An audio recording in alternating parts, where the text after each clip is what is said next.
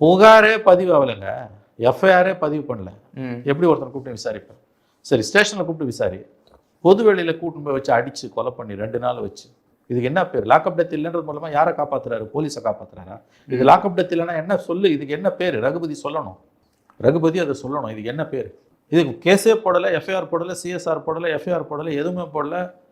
எந்த அதிகாரத்தின் கீழே இந்த தனிப்படை அவனை முதல்ல தனிப்படை தூக்கி இருக்கவே கூடாது. லோக்கல் போலீஸ் தான் அவனை விசாரிச்சு. மானாமதுரை எஸ்பி கீழே இருக்கக்கூடிய ஒரு தனிப்படைன்றது டிஎஸ்பி வந்து ஏதோ பந்தோபஸ்துக்கு போகிறாரு, பிரச்சனை வருதுன்னா சமாளிக்கிறதுக்கு அந்த நேரத்தில் போலீஸ் ஸ்டேஷன்லேருந்து காவலர்கள் அழைக்க முடியாதுன்னு கையிலேயே வச்சிருக்க ஒரு டெம்பரரி அரேஞ்ச்மெண்ட்.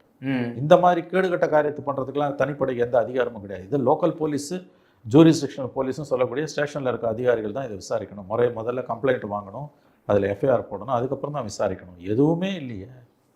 இது என்ன நாடா இல்லை சுடுகாடா? இது லாக்அப் டெத் இல்லைன்னா யாருக்கு சர்டிஃபிகேட் கொடுக்குறாரு ரகுபதி? என்ன சொல்ல வர்றாரு ரகுபதி? ஒரு வெட்கக்கேடுங்க இதெல்லாம்.